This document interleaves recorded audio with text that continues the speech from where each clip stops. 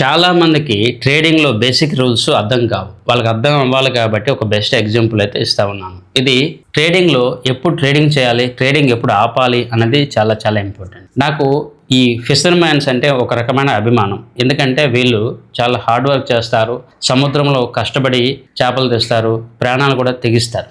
వీళ్ళు వేట ఎలా చేస్తారంటే మనం గమనిస్తే వీళ్ళకి ఖచ్చితంగా ఇన్ఫర్మేషన్ అంటూ ఒకటి ఉంటుంది, వెదర్ ఫోర్కాస్టింగ్. అక్కడ తుఫాను హెచ్చరిక లేకపోతేనే వీళ్ళు సముద్రంలోకి వెళ్తారు.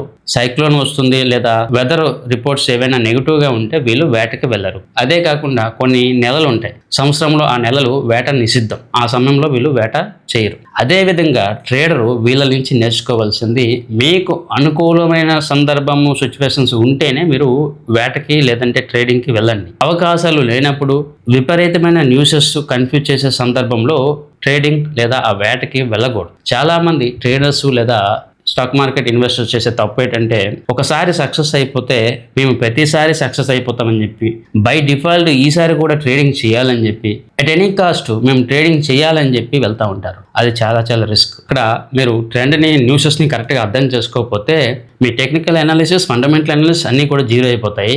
ఆ బయట నుంచి వచ్చిన న్యూస్ మీ యొక్క ట్రేడింగ్స్ని నాశనం చేసేస్తుంది. సో ఎమోషనల్ మేనేజ్మెంట్, బయట ఉన్న weather forecasting and different warning రిపోర్ట్స్ని కూడా అబ్జర్వ్ చేయడం చాలా చాలా ఇంపార్టెంట్. యాజ్ ఎ ట్రేడర్ అవి తెలియకుండా నేను రోజు ట్రేడింగ్ చేస్తా, ప్రతిదీ ట్రేడ్ చేస్తానంటే ఖచ్చితంగా మీరు నష్టపోతారు.